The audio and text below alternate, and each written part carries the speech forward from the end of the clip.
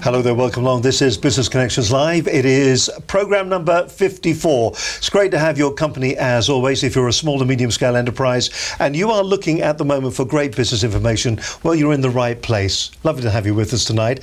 Tonight we're going to be talking about apps for business. Hey, listen, we all carry these around with us, don't we? Our smartphones, be them iPhones, Android phones, whatever phone you're carrying around. We even carry around our iPads, our tablets. Regardless of what you're carrying around these days, or at least we feel we are, permanently connected. And those little apps are the way that businesses, organizations can get a little bit closer to maybe their customers, to the people that they want to interact with. I mean, the app is such a powerful tool to be used in business. And that's why we're going to be talking about it tonight. It is the app for business. With me tonight, my guest is Bulent Osman. He's from the App Garden, an organisation that makes apps for tablets, iPhones, Android, the whole lot, I would imagine. That's right, Steve. Yeah, absolutely. We cover a whole range of mobile solutions for business. It's great to have you with us this evening, and we're looking forward to actually getting down to the nitty-gritty of it. But there is a lot of confusion about apps, and I think when you mention an app to somebody, they instantly think of maybe some of the games and that are out there. But this is a serious contender now for business. An app for a business can actually enhance the customer experience, can't it? Yeah, absolutely, that's right. I spend most of my time trying to explain really what an app for business is all about. And it's really important for any business to understand that it's part now of a marketing strategy. It is another key component, along with the website, along with social media, along with traditional ways of communicating. So an app allows really an extension to a business to communicate with and interact with your customers and your potential customers straight intimately into their mobile devices, which is a very powerful thing. We were talking just before we came on air, and you said to me that there's something very intimate about the fact that we all carry these little pieces of technology around with us. Of course, a couple of weeks ago, iPhone launched their brand new iPhone, the iPhone 6, and everybody's very excited about that. Of course, mixed press as always, but, here we are looking at something that is sort of an integral part of our lifestyle these days. Yeah. You're on a train and you go through, I've done this a few times, you go through Waterloo Station. As you're heading up towards Waterloo Station, you go through, what's the big junction that's there, the big station before you get to Waterloo? Clapham Junction. Yes, thank you very much. Clapham Junction. And you will see people all standing on the platform doing this. Yes. And it's just something, it just seems to be a great way that businesses can actually get their message to their consumer. Yeah, absolutely. That's exactly right. I think it's important to realise that apps were only brought to the world in July 2008. That's just over 6 years ago. And since that time, there have been 60 billion apps that have been downloaded around the world. That's 10 times the population of the planet. So there's been a tremendous shift in human behaviour, really. It's obviously business behaviour, but it's just human behaviour. And you're quite right, Steve. We're all wedded to our devices, and there are lots of statistics around that shows that we are interacting with these small pieces of technology many, many times a day, every day of our lives. And therefore, that opens up a real opportunity for any business in the world now to connect with their end target audience in ways that just didn't exist 5 or 6 years ago. When people approach you at the App Garden and they're talking to you, do they come with the wrong information in their head? I mean, do they sometimes come with the wrong story, saying, I'd like to have an app because for all the wrong reasons, yes, and you have to point them in the right direction? What are the kind of things that they come to you talking about? Well, typically they have a very simple idea in their mind. I'd like an app because of this reason. And the reason is either vanity, because maybe their competitors have an app, or they just think it's a cool idea. Or it might just be that they've got a piece of functionality or a piece of capability that they wish to have in the app. But I ask a very simple question, which is, can you articulate to me what is the purpose of the app? What is it there to do? What is its function? Now, it's a very simple question, but the answer can be actually quite difficult to articulate. And therefore, we get involved in conversations that really are around that issue of what is the purpose, what role does this app play in the overall strategy for your business? And that's why we open up the conversation to being a much broader one rather than saying, well, can I have this inside my app?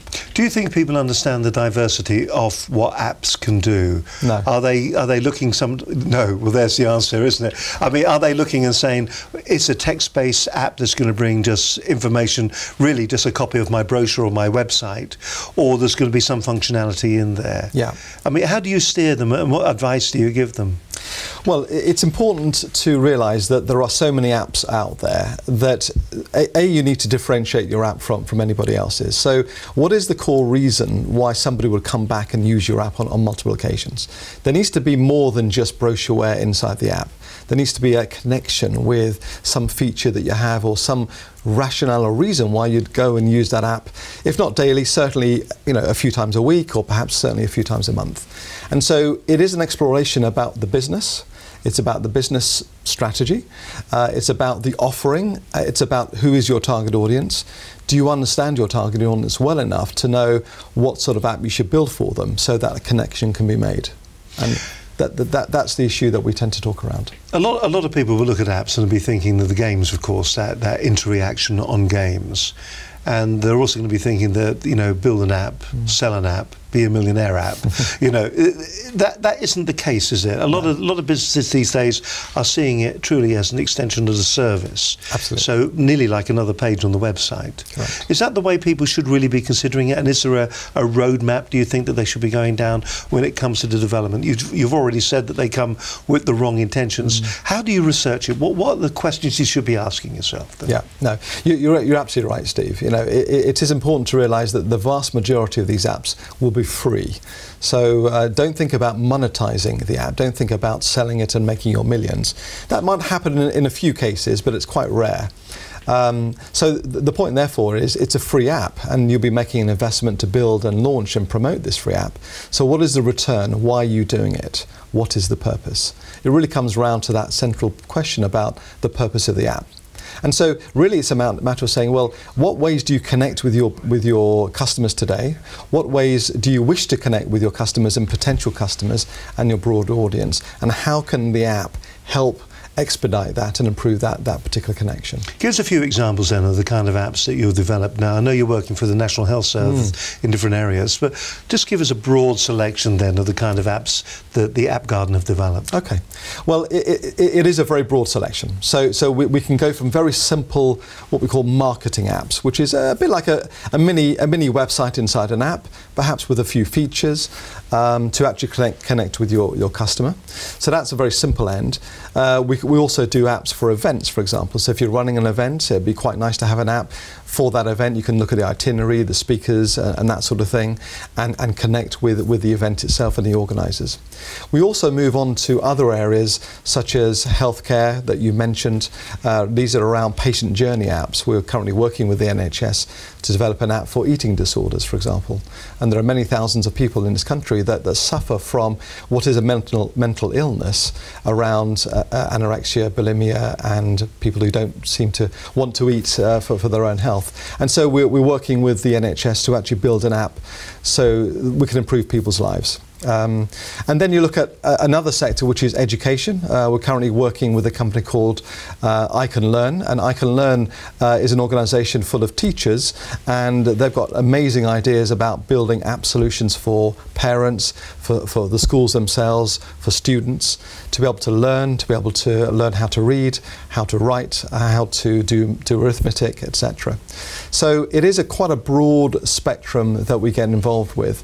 And really we are quite excited about that because it gets us into all sorts of businesses. How do you differentiate then between the fact that most of these apps now, most websites are designed so that they will display on maybe a tablet or a smartphone, they will display correctly, or they'll display in a form that is more smartphone, tablet compatible or friendly. How do you differentiate about maybe putting a page that is specifically for the content that you're talking about into, as opposed to an app to do it? Right. So you could either have it on your website or on the app. Yeah, exactly. Well, in fact, this is a very good question, Steve, because a lot of people get very confused about do they need a website that's optimized for mobile, or do they need an app, or maybe do they need both? And I think the answer lies in the core purpose for each, which are different, although they do overlap. So let me just explain the core purpose of a website that's optimized for mobile. The first thing to say is that the vast majority of the world's websites are not optimized for mobile. It's something like only 10%, 12% of the apps that are available, sorry, the websites that are available are actually optimized for these particular mobile devices. And so that's the first thing that any business should consider. The purpose of a optimized website is really to be found. So if you want your business to be found and to create a first good impression, you need to have a website that people can be impressed with, can land, can use easily, and can make that first connection. However, the purpose of a mobile app is to deepen that customer relationship. It's really to take over from where the mobile website left off and to continue with the interaction with your customers, to move it from a first connection, a first good impression, through to, we hope, a customer, and then a very loyal customer that wishes to buy more products and services. So this from is the you. Commerce kind of app. Yeah, exactly. So it is about interaction. It's about deepening that loyalty aspect, and it's about creating a bond that goes far deeper than that first impression. Tell us a little bit about the App Garden. We've got your website here. Tell us a little bit about the business, how that all came about, and what your background is. Okay. Well, I started off life as an accountant, but quickly realised that really wasn't for me. But it did give me a good grounding in the way businesses work. Soon after that, I moved into the world of IT. I worked for some very large corporates. I was at Microsoft and Capgemini. I got into fairly senior levels within, for example, Microsoft, where I headed up one of the divisions. But in the last few years, I got a little bit, so should we say, wanting to do my own thing. So I flew the nest of the corporate world and set up the App Garden nearly 3 years ago, primarily to help businesses go mobile. There's a tremendous opportunity out there for any business to take advantage of what is a revolution that's going on with the adoption of these devices, and there is very little information in general and very little experience out there. So the App Garden was created nearly 3 years ago to help businesses move in that direction. Well, I know we approached you a couple of weeks ago about something that came in where we're doing some work for one of our clients, and part of the whole scheme of things is to actually look at an app, and the advice that you gave was second to none, actually. So it was very informative and really steered both ourselves and the client in the right direction. Hence the reason you're here this evening, because it felt like it was the right way to actually move the whole process forward. I'll tell you what we'll do. We'll come back and we'll talk about the considerations that you've got to make when you're actually looking for an app. Whether you need one or not, really, I suppose, is the primary thing. What you want the app to do.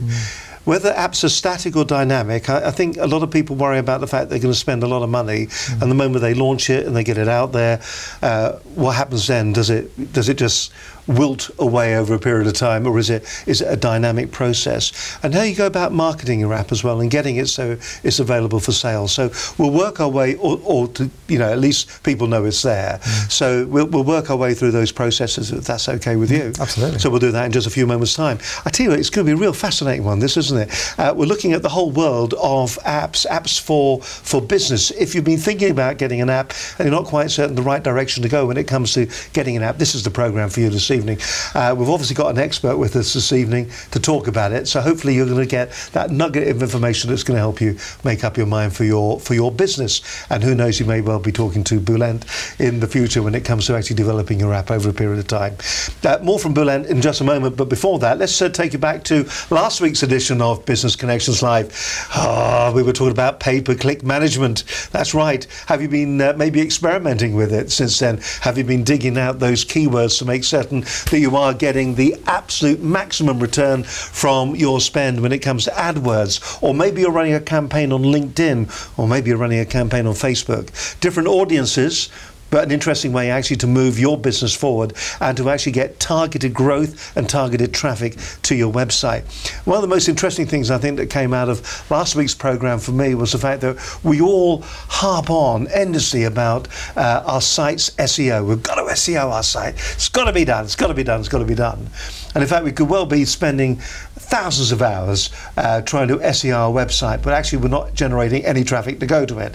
And the quick way, the quick solution, or at least the way to start driving traffic to it, is to start looking at pay-per-click campaign. And it doesn't have to be expensive. And that's what was explained last week by Dan Smale. And it's a good bit of a gander of what happened on last week's edition of Business Connections Live.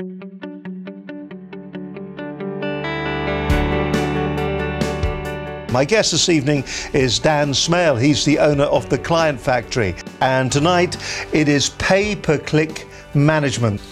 Pay-per-click is what you do when SEO either hasn't worked yet or doesn't work to get yourself a presence on search engines like Google. You can set up a pay-per-click campaign and you can be #1 on Google in 5 minutes. The question is not can you get there, the question is can you afford to be there, can you monetize it, can you make a profit out of it. So now the main platform for pay-per-click is Google AdWords. And within that platform there are different types of pay-per-click. So what most people think of as AdWords and pay-per-click is in fact search marketing and showing ads to people that are searching for what you do. But an equally big side of Google AdWords and pay-per-click is display. If you're an online shop, an online retailer, e-commerce, then the click can be tracked right the way through to the sale. And with a number of clients, we're able to say, that's what you spent on pay-per-click last week, that's how many sales it got you, that's the actual total revenue from sales. Because they just don't put the time in to learn how to do it properly. And Google's default settings are all about the most traffic. And it's not about the most traffic, it's about the most cost-effective traffic that produces results. People are lazy when they search. People will type in 2 words every time if they can avoid typing in 3 or 4 or 5. There are some exceptions to that, more sophisticated searchers, but the majority of people, if they can get away with typing in scooter, they'll type in scooter. The longer the tail phrase, the far greater the statement of intent that the searcher is making. They're less general, they're less vague. They're more serious about the search. They're looking for something very specific. So yes, of course you want to grab those people and you want to take them to exactly the right page. So proper campaign structure is important so that your keywords are not competing with each other. You don't want your micro scooters keyword competing with your mini micro scooters keyword and you're bidding against yourself. That's how you should grow a campaign organically. If it works, spend more. If it doesn't work, stop doing it. I don't want to run campaigns for people where it's not working, and probably 3 out of 10 don't, because they can't compete online, they haven't got the right pricing structure, they haven't got a USP, so people get there and they just move on to the next site. But if you have a good product or service and you have something going for you that you want to get the message out there, pay-per-click is a very quick and easy way to do it. The most common mistake that I see is people starting with SEO. They build a website and they start ploughing money into SEO. Cart, horse. Get it the right way round. Start with pay-per-click. Pay-per-click, instant. So you set your campaigns up, you drive your traffic to your website, you monitor that, you track it, you analyse it, you look what the results are. If it's working, then you invest the money in SEO to reduce the reliance and cost of pay-per-click over time. Good evening, Dan Smale of the Client Factory. We specialise in online marketing and in particular in pay-per-click. So this evening we've been talking about the different types of pay-per-click, and it's important to realise that search pay-per-click and display are 2 very different animals entirely. On the one hand, you've got people searching for your products or services, and obviously that's an ideal time to get in front of them. On the other hand, you've got display pay-per-click, which uses different platforms like Google's display network, but also LinkedIn and Facebook. That's proactive marketing. There's no search involved. You're getting out there to an audience that you've defined that you want to show your message to. Some of the do's and don'ts on pay-per-click. You can of course try it yourself. It often isn't that cost effective. There's an awful lot that you can learn about Google AdWords if you've got the time, but what do you value your time at? So do take some professional advice. It's very, very easy to spend money on things like AdWords. It's not always as easy to monetize them and get a result.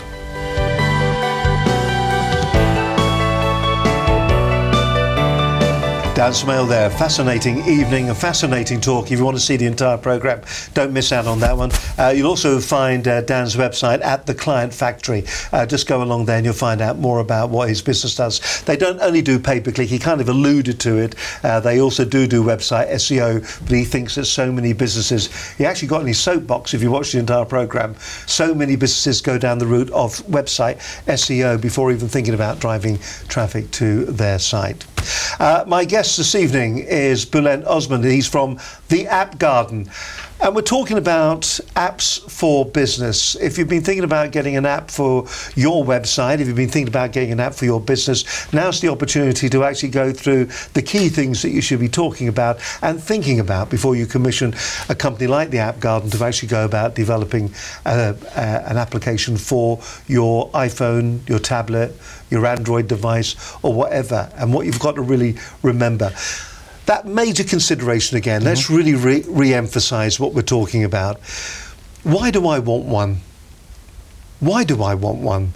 What is it? What's the answer? Okay, well, you'd want one because you want to interact with your customers, your employees, or your business partners. And by interact, really what we mean is an interaction so that you can deepen that relationship. You can make that connection to them in a far more intimate way. You've got to remember that a website is a passive experience. You know, there needs to be a reason why I would want to go on anyone's website. There needs to be a trigger for that. Otherwise, why would I do that? Whereas if you have my app, let's say on your phone, then what it means is that you as an organization now can communicate with me at any point in time. There's a feature called the push notification. So it's important that we understand this because this is a very unique feature for apps.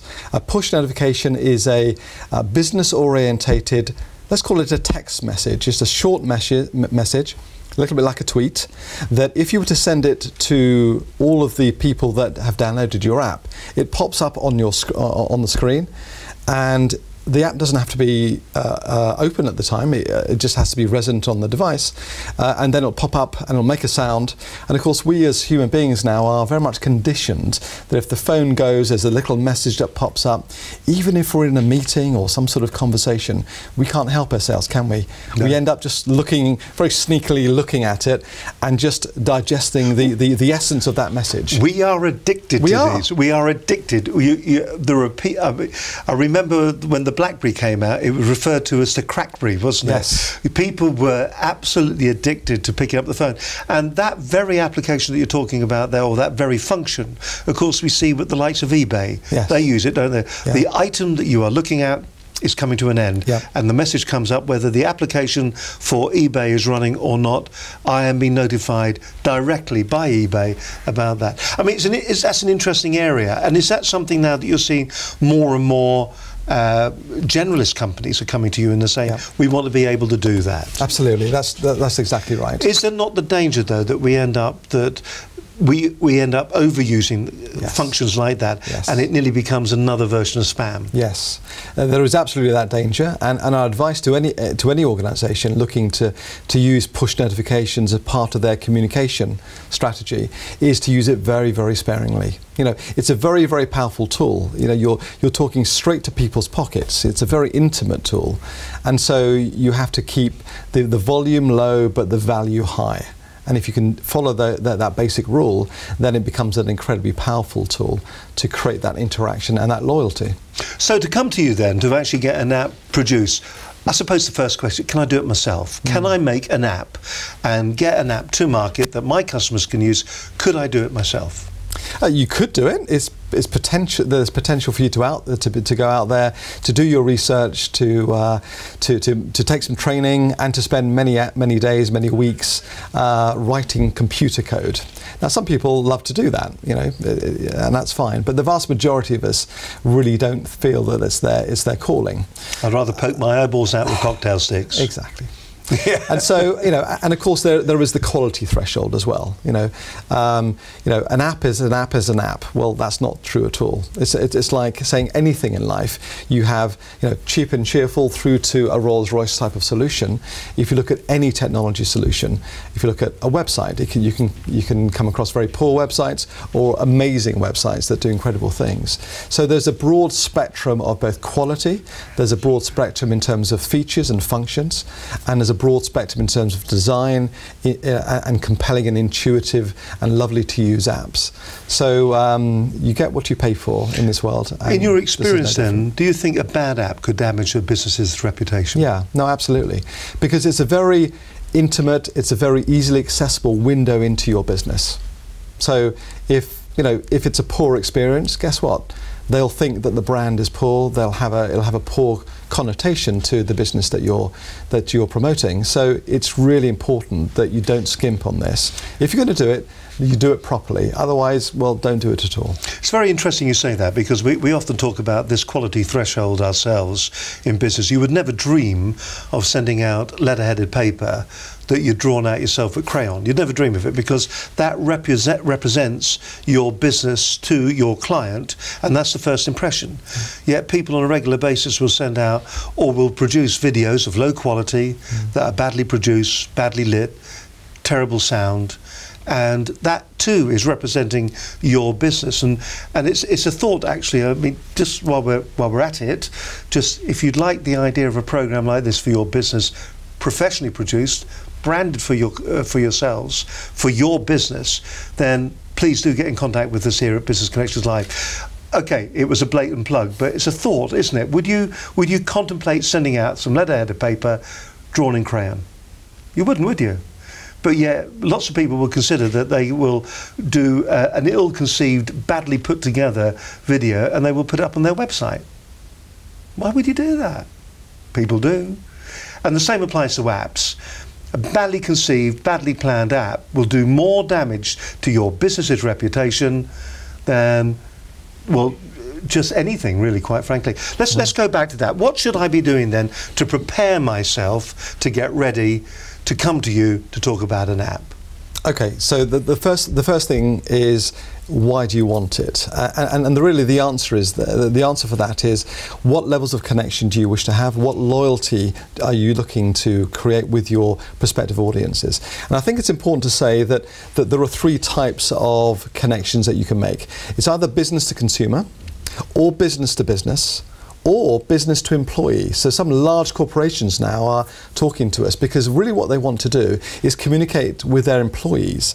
Sometimes, we talk about large companies with thousands of people, where perhaps currently they may have an intranet, but again, an intranet is a passive experience. Why would I even want to go on there and have a look around?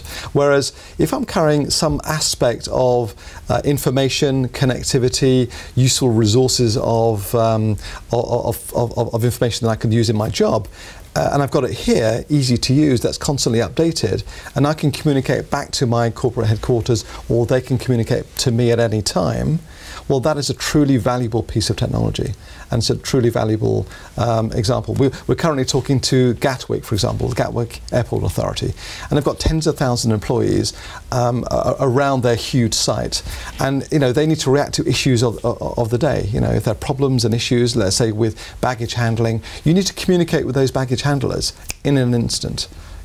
And having an intranet with posting up an issue isn't going to solve the problem. But if they're all carrying their mobile devices, which they all are, and there's an app on there, a Gatwick app, that they can communicate a push notification that sends out an immediate alert because something's happened, there you have an immediate reaction. So which are the most successful apps then, or features within apps do you think are the right way to go? There are apps out there which are really nothing more than brochures, are they? They're just displays of pages. And we were talking about whether they're dynamic or static. So you've got apps that are like that. You've got this interaction kind of app as well. Which are the most successful ones? The ones that maximize interaction. The ones that propagate connectivity and communication both ways. So there's a communication out, usually through push notifications, or maybe a blog that's regularly updated, or perhaps a series of videos that you, of course, you know about. That can be a great source of, a great source of information and guidance. And also the apps where I can communicate back to you. So through a custom built form that we can build inside an app, or ways in which we can do one-touch calling, one-touch emailing, also mapping features so you can find a direction and find a location. So all those features, sort of satellite navigation facilities, we can have that inside the app to make the whole experience a very useful one. How do we make it wantable then? I mean, I can see if we're working with a B2E, business to employee, but how do we make people really want the app then? I mean, this is kind of jumping a little bit onto the marketing of it, but what's that core essence within an app that makes people go, yep, I'll download that? What are the things that you think are the sweet spot or the hot buttons for the consumer? From a consumer's point of view? Or the customer, whoever's going to be using the app, what would make them, if I set up an app for Business Connections Live, what's going to be what's the feature that's going to make them go, that's going to be useful to me? It's really convenience. It's really carrying things around with them. And at any time, you can be updated with the latest video, for example. So take your business, rather than me being on a laptop and watching it there, I can watch it 24/7 via this device, for example. And as soon as you release the new video, you can send out a push notification to announce the latest interview with perhaps myself, with a little bit of blurb about it. I can then click the button and it will take me straight to that video content, and I can consume that content 24/7 wherever I am on the move. So for the user then, we're making it easier then all the time. Yeah. And that's really what we're... Yeah. Okay, so I've come to you and I've said that I'm looking for an app. The concept that I've got for the app is, now this must be the bit where they all get it wrong, where they come into you. They don't know what they want. So in our particular case, we may come to you and say we wanted to get a number of videos out there, and we want some form of way of prompting the viewers to actually watch, getting them to sign up, getting them to subscribe. Can you do all of that through an app? Yes. Absolutely. Easy answer then. Yes, absolutely. So many things are possible. The challenge we face is really identifying what it is that we wish to do. Why is it that we wish to do it? So, for example, if you're looking to get your subscriptions up, I mean, another issue here, especially with B2C, is how do you monetize the app from a business's point of view? Well, it's another sales channel potentially. So, depending on what you're selling, you can be selling products through the app. And not only selling products, which is of course the source of revenue, you could be generating loyalty and doing loyalty programs. So you can sending out discount vouchers or special offers, or we can even do things like guerrilla marketing at the moment. And let me give you an example. There's a new piece of technology called the iBeacon, and the iBeacon is a little pebble that is a transmitter that transmits a Bluetooth signal. Okay? And we can build apps that listen out for that Bluetooth signal. And if you're very close to an iBeacon, let's say within 10 meters or that sort of distance, the signal can be picked up with the app, and that can trigger a reaction. So it can trigger some sort of change in the user experience, or it might trigger a push notification, or it might trigger some sort of special offer, etc. So let's say, for example, you're walking into a department store and you're looking to buy a suit. Okay? And you get close to the area where there are suits, and there's an iBeacon there, and you get close and you don't even realize this is happening, and then there's a little push notification saying we have the following suits on offer today. If you buy within the next 60 minutes, redeem this discount voucher, and you get a little code, and you get an extra 25% off, whatever the sticker price is.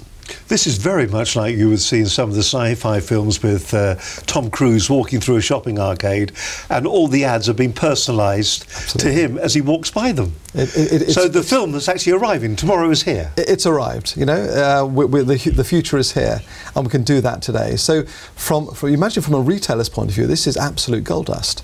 And it also prompts guerrilla-type marketing. Let me give you an example. And this has happened in the US, and it's happening in some parts of the Far East. So, for example, a food outlet, restaurants. You know, you go down a high street, there are lots of restaurants. Yeah. They're all vying for your business, okay? So you're walking down, you're not quite sure, you're looking at a menu, should we have Italian tonight, should we have Chinese? And you're about to go into the Italian, when at that moment you get a little push notification, okay, that says 50 meters from where you're standing, there's a Thai restaurant, and if you walk in and show this discount voucher in the next 2 minutes, we'll give you 75% off all you can eat. Where is this? This is an example. This is what's happening. Oh, dag no, Yeah. we were there. We were there. And so what will you do at that point? Will you stop and go, 75% off? Let's do that now. That is very clever. And then people walk out and then walk into that. So that's an example of guerrilla marketing using the very powerful features that any app can deliver. All right. Well, I mean, I can see all that, and that really works. What a fantastic piece of technology. All right. So small business, we've come into you.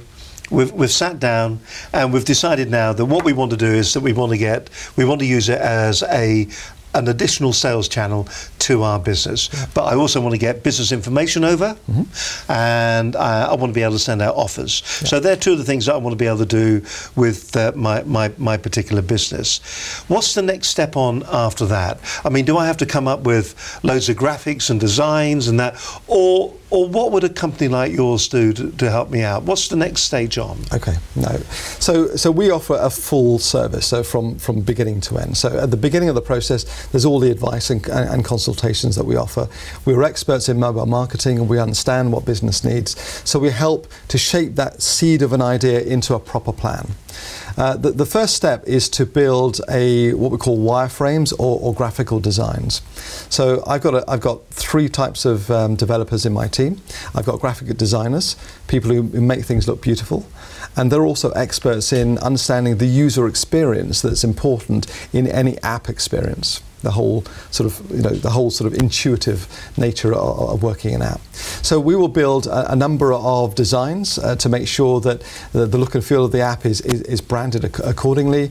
The number of buttons are appropriate. The whole flow and the navigation of the app is appropriate to the needs of the business.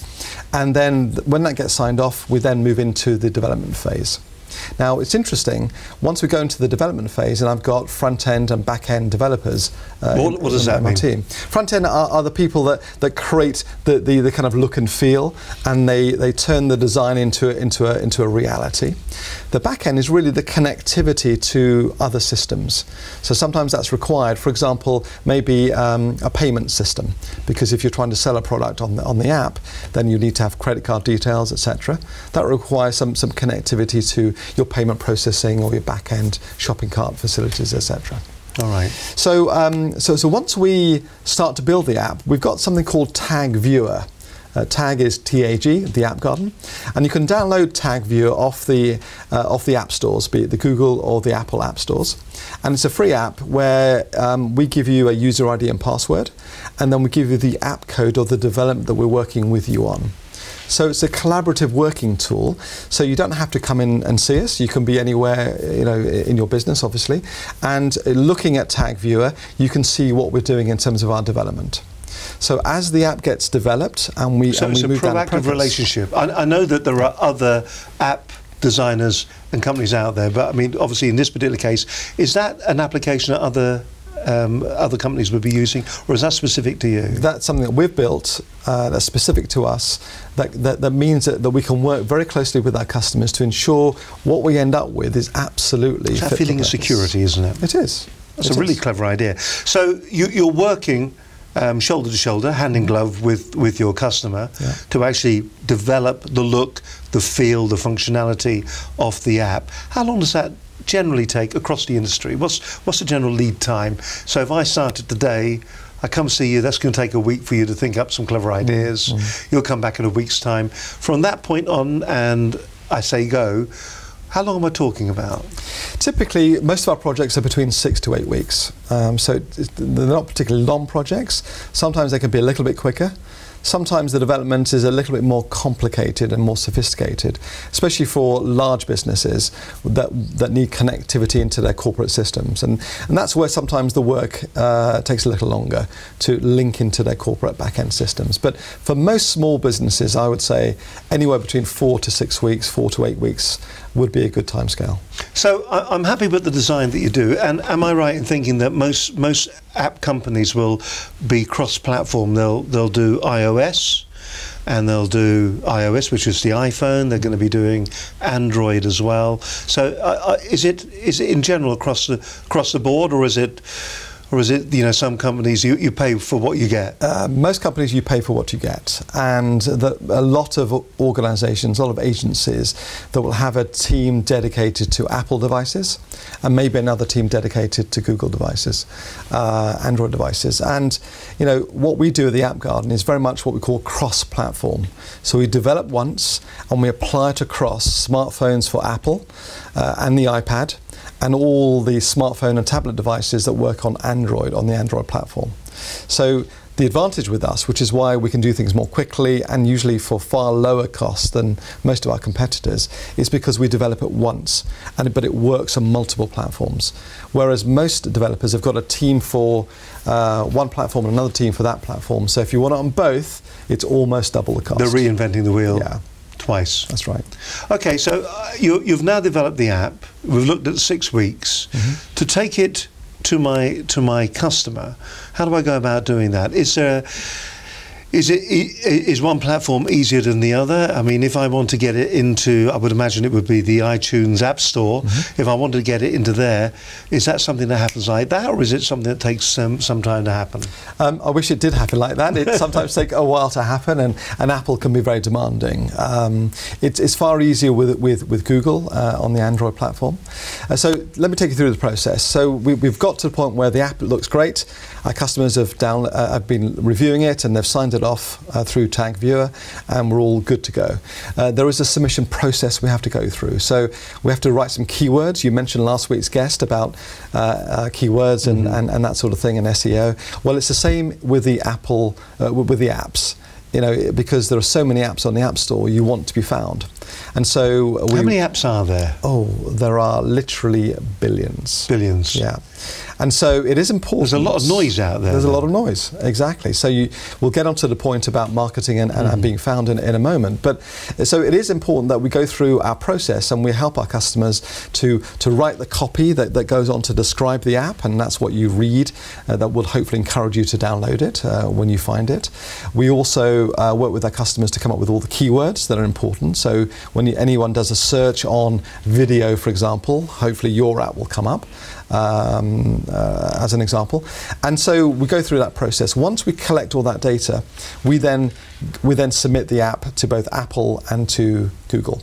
Now, it's interesting, with Google, typically we can get it live on the Google Play App Store in about 48 hours. Because there are no checks, Google don't really mind, there are no quality thresholds. Whatever you decide to do, they'll accept it. This is one of the downsides of the Android platform, isn't it? This is where you do get some of this malicious software ending up on people's phones. Yeah, so you have to be very careful with that.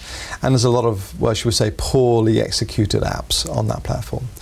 But with Apple, they're far more particular. So they go for a very, very stringent review process. Every single app is reviewed thoroughly by somebody at Apple. And so it typically takes between 10 to 14 days for that review process to come through. Now, sometimes they reject the app and they tell us why they reject it, and we have to make some changes and go through the resubmission process. We reject this app because we're Apple. Well, sometimes that's exactly what happens. They are a law unto themselves, and of course they change the rules and regulations pretty much every few weeks, and so it's a big challenge for people like us to keep up with that. But that's the investment in your business, isn't it? Because that's what you do, isn't it? Exactly. So we are very good at knowing what it is that they will accept or reject. We advise our customers on that, of course, and we build the apps accordingly. So we go through the submission process. Hopefully it comes through the other end with an approval, and then it's live on the App Store, both for iPhone and also for iPad. And it's the same also, of course, with Android. It's live for tablet devices as well as smartphones. All right, well, we've talked about some of the different things that you need to be considering when it comes to going along and talking to somebody like the App Garden and Bulent about what you want from your app for your business. Maybe right now you're beginning to think to yourself, well, actually, you know, I can see where an app would fit in to my marketing plan, because at the end of the day, when we talk about our websites, they are part of our marketing plan, and when we're talking about our apps, of course, we should also be talking about them as being part of our marketing policy, what we're trying to achieve, the way we're trying to communicate with our customers. And I suppose everybody is a customer, be it if you're just sending out information like we are. I mean, I suppose you're our customer as well while you're watching this. By the way, if you do like the video that you're watching, should only ever tell you to do something once, but do like it if you're watching it on YouTube. And while we're talking about YouTube, we'd love you to subscribe to the channel. Have a look at this. If you're a business owner and you need advice on how to make your business more successful, then Business Connections Live TV is just for you. Our leading industry experts cut out the guesswork for growing businesses. How to use social media, what to expect from your accountant, web design, SEO, and so much more. Business Connections Live TV is here to give you the motivation you need to succeed. How you doing? My name is Brad Burton. I'm the motivational speaker that everyone's talking about right now, and I'm on Business Connections Live. What a show! What a show! People, do check it out. If you're struggling with Facebook and LinkedIn. Most people that I meet are on LinkedIn. Virtually, you know, there's 14.5 million people just in the UK. I think the figures currently are 238 million people worldwide. But I would say that most of them don't really understand how to use it. How to present your ideas more effectively. Hello, I'm Philip Skinner, Shaw Walker Lees. A brilliant way to get message across. I'm actually thinking that we might switch away from our quarterly newsletter to do a video and get it sent through to staff and clients. To generating leads and finding new business. Hi, I'm Jim McLaughlin, Managing Director of business development company Axial. And I'd just like to say what a pleasure it's been to have the opportunity to appear on Business Connections Live. Subscribe and be part of the Business Connections Live TV online community for free. Business Connections Live TV every Wednesday, 6 p.m. GMT, or catch up on the Business Connections Live TV YouTube channel. Make certain your business is connected with Business Connections Live TV. Trying to make that subscribe sign even bigger, but if you do want to subscribe to the channel, that'd be fantastic, so please do go right ahead. Our guest on next week's program, by the way, is Andrew Weaver. He's from Lawyer Fair. They're going to be talking about deregulation and the way legal services are brought and supplied to SMEs. So if you're trying to get through that minefield that is legal services for the small to medium scale enterprise, or maybe for your business, then make certain that you tune in next week, live Wednesday night at 6 o'clock. That's Andrew Weaver from Lawyer Fair. My guest this evening is Bulent Osman from the App Garden. A fantastic opportunity here to find out whether you should, or maybe you should be considering having an app for your business. I mean, we do. I mean, I look at my phone. My phone is just full of different apps, and the most valuable ones that I find, I've got them all sort of sitting here. I've got them all. There we go. I've got all my travel ones. Now, the ones that I'm finding the most useful are the likes of, we shouldn't really advertise, I suppose, but British Airways. Other airlines are available. We are offline at the moment. We don't want it ringing at the moment. But this is fantastic to be able to get my boarding passes and everything like that in one place. That's what apps are all about. I am now really engaged with British Airways. There's no two ways about it. What I did, I went about looking for a different app, and I think EasyJet do something that's very similar now. So EasyJet, British Airways, had a flight a couple of weeks back on Aer Lingus, went over to Ireland, and they do not have an app for this. So I am back to bits of paper once again for boarding cards and stuff like that. I love the convenience of the app with the boarding cards sitting in my iPhone, because I don't lose this. I carry it around with me all the time. Well, I don't lose it often. And that is the problem, isn't it? Because your life's in your phone, isn't it? And that's the way it is. Absolutely. So, I mean, British Airways, big brand, very easy for them to market their their brand to me and their app to me. You go on their website, do you want our app? It's going to make life easier for you. Life's going to be good. It's going to be sunny every day because you've got our app. How do you go about, if you're a small business and you've now got your app, how do you go about marketing it? How do I get it out there? How do I tell people that have got it? How do I get the advantages out that it's going to be worth downloading? That is a big challenge for any business, especially a small business. But we provide our customers with a pack, a pack of resources which include things like images and QR codes and links, and also advice on how best to market your app. And the clearest advice is to look at your current communication channels and embed the messaging at every single step of the way. So if you're sending out emails, make sure you're promoting the app. And we give you resources that can do that with images and QR codes, etc., and links. If you're obviously the website, you want to promote it on the homepage of the website. But little things like on the back of your business cards, make sure you're promoting the app there. Also, and is that a QR code that we're going to be sticking on the back again? Yeah. And for those people that don't know what a QR code is, they're those square things, aren't they? Square things that were sort of funny squiggles, right. Black and white squiggles that people can then scan with their phones, and that takes them to a place where you can download the app. But also on your emails, I mean, we all sent email out to everyone. On your email signature strip, there's a little, you can put a little message which says download our app with a little link to make it really easy. And if you've got point of sale, if you're a retailer, for example, or if you're selling any sort of product or service, you can have pop-ups. We've got a number of dentists in the local area, for example, and they've got a little pop-up with a little picture of the app and some examples as to why you want to download it, which include discount vouchers. So can we just see a QR code, just in case you don't know what they're? QR code. QR code. There they are. Now you know what they are. Right. Sorry, I interrupted you. That's okay. Please continue. So think of every opportunity where you can communicate with your customer or your potential customer, or your business partners if it's a business-to-business arrangement, and use that opportunity to promote the value and the purpose of the app to them. And at the end, there's one other thing as well, which is to provide an incentive. So, for example, if you are a restaurant, for example, download the app and present the code, and you'll get 20% off your first meal. So think of some sort of incentive, a monetary incentive perhaps, or some other incentive to be able to download the app first time round. Because from a business's perspective, the objective is to maximise the downloads, and if you can do that, you can start to market to all those people who've downloaded the app. Really interesting. Now, there's one subject that we didn't talk about, and it is the fear that a lot of people have when they get an app, is that the app is a static app. The app doesn't develop, it doesn't move on, it doesn't change.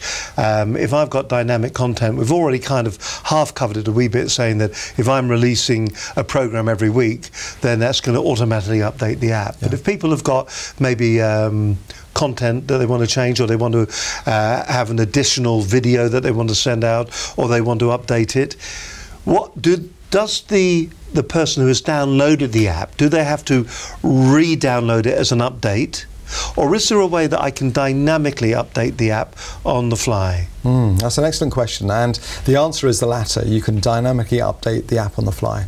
So part of our service for our customers is to offer access to what we call the Tag Customer Portal. And the Tag Customer Portal has got a number of features in it. One of them is a content management system. So it's a very simple way for anybody with really no training whatsoever to go in and make changes. So if you want to update a new image, or perhaps a new video, or change some of the text, or maybe change your link, you can go in there, and the moment you press update, within a few minutes, the world's apps that have been downloaded anywhere around the world have now been updated. And is that something I would do, or would I come to you for you to do? Okay, so we offer both that service. Right. We have some customers who want to do it themselves because they want to be in control. Others that say, oh, no, and they literally throw it over the fence at us, and we will do it for them. And it isn't just the content management system that you can change, but also the push notification engine. Now, to send a push notification out that we spoke of earlier, it's as simple as sending an email. Really? You go into literally a screen, you type in your message. There are a couple of options, some very smart options about linking it to a different place, and then you can click the button and off it goes. You know, the whole thing has been a real insight into it. The fact that you can do everything that you said, you've got the dynamic update. There was one question that did spring to mind, though. If I'm updating text or I'm updating images or the like, is there a chance that maybe the likes of Apple and that will turn around and go, actually, you're no longer compliant, or you're now outside the agreement that we made originally when you presented the app to us in its original form? Can you fall foul of that? Technically, yes, but in practice, no. Because it's very unlikely that Apple will re-review your app 3 months down the line, or 2-3 weeks later, or a year later. There are just far too many of them. So we do talk of getting it through the Apple gate, and once you're through the gate onto the other side, then we can begin to sort of make some adjustments to the app as appropriate. Before I ask you to do the key takeaways, and just to remind us what we should be considering when it comes to having an app developed for our business, it's the stony question, the thorny question of price. Across the marketplace, what can we expect? Now, you've already said that, you know, you pay for what you pay for is what you get. Yes. But what is the kind of variation in price that you are paying if you want an app developed for your business? Yeah, it's a huge variation. It's a very early business, early industry, so it's very embryonic, which means that there are lots and lots of companies out there that might offer a service. You got perhaps a London agency that maybe wouldn't consider a project for less than £100,000. You're upwards. joking. No. That's the business to be in, isn't it? It is. That's the business you're in. No, it isn't. We'd love to charge £100,000, but I don't think most of our customers would entertain that idea. But it's true. There are some agencies out there that wouldn't sort of look at a project less than 100k, or maybe 50, 60, 80,000 pounds. And then the other end of the scale, you've got perhaps a technology guy out of university that writes code in his back sort of bedroom, that could do it for, you know, a few £100s or that sort of nature. But I suppose the danger is that if you go for the cheaper option, when you do need to do something to it, or you need to update it, the chances are they've moved on, or they're not there anymore. Exactly. And you don't get the support, you don't get the backup. We were talking about dynamic-based apps, where I take it you've got a server cloud sitting somewhere that you maintain, you look after. They're not going to have that in the back bedroom, are they? Exactly right. Exactly right. So we sit comfortably in the middle. Sound like an ad for you, don't I? Don't mean to. You're doing very well, actually. You're doing very well. Yeah, you need to help me with that. That's great. But certainly we sit in the middle, where, you know, we charge very reasonable rates for a very high quality product. So if you think of what we provide, consultancy and advice at the front end, and a full design service, we build the app, we test it with you, we make sure that our customers are happy with it, we then publish the app, and then we help with the marketing and promotion of it afterwards. We also provide a full technology backup, so that when, for example, Apple release the new version of their operating system, which they do quite a lot. Well, it did a couple of weeks ago. Which they did a couple of weeks ago. A lot of apps broke at that point. And so it is important that you have a very good app developer that works with you in partnership to make sure that all of your apps remain online, remain functional, remain working, basically. And so this is what we do. We provide that great service, as well as the push notification engine, the content management system. We provide app analytics. We all know about web analytics to know how many visitors you've had on your website. Well, we provide similar metrics and data about how many app downloads you've had, on what device, where in the world have they been downloaded, how many sessions have happened by date. So we provide all those reporting metrics through the Tag customer portal that all of our customers get access to. So you know, many organisations would not provide that full service, and yet our prices are well below some of the prices charged by London agencies, and they typically start at somewhere around about the £3,000 to £4,000 to £5,000 mark to develop an app on all these multiple platforms. Of course, it can go up from there depending on the complexity. Do you know, it's been a real insight. I've found it absolutely fascinating. I hope you found it absolutely fascinating as well. Just to get that insight into what the whole app for business is all about. If you're looking for an app for your business, obviously, I would suggest that you have a word with Bulent as well, and go along to the App Garden. Can we just see the website one more time, if that's okay? The App Garden, just give us the address. It is the appgarden.co.uk. Everything you need to know about what they do, about them, their products, the industries that they deal with, some of the clients. Also, they've got a blog there as well, so it's going to keep you abreast of what's going on. And I think the thing is that what you're doing is that you're actually moving your business from being just a single-dimensional, a single piece of technology kind of output, maybe a laptop. You're moving it to being on your mobile. You're moving it to being on your tablet. You're moving it so that people are with it all the time. And I think the most interesting observation is at the very beginning is that we are very, very attached to these little pieces, these little black boxes with their silicon chips inside them and their processors and their very tactile touch screens. We are addicted to them.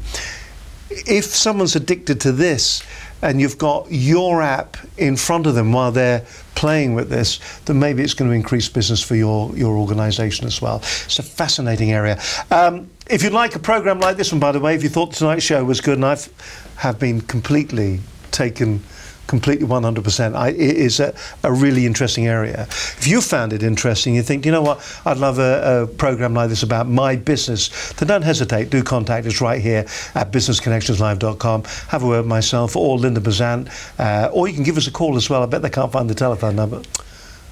Or give us a call, 01784 25677. Fancy an email? There you go.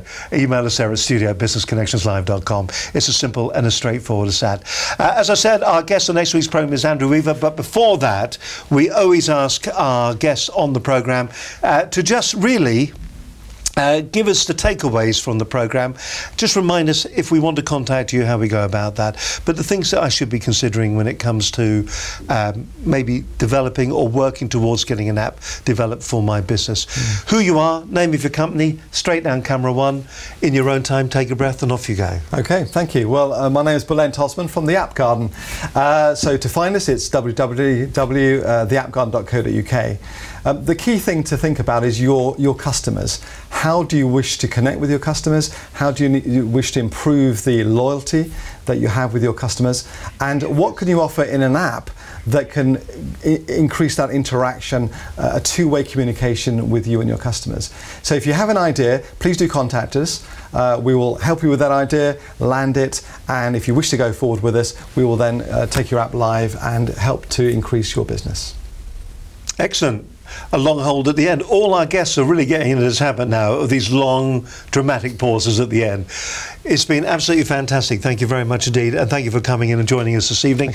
As I said, on next week's programme, we've got another great guest coming in, Andrew Weaver from Lawyer Fair, talking about deregulation and the way legal services are bought and supplied to SMEs, and that practically wraps up tonight's programme. Thank you very much indeed for your company. We're doing it live again next week, next Wednesday night at 6 o'clock. Don't forget, do check out both our YouTube channel, do subscribe, and also for that matter, check out the website too. Till next week, from me, Steve Allen, bye for now, bye-bye.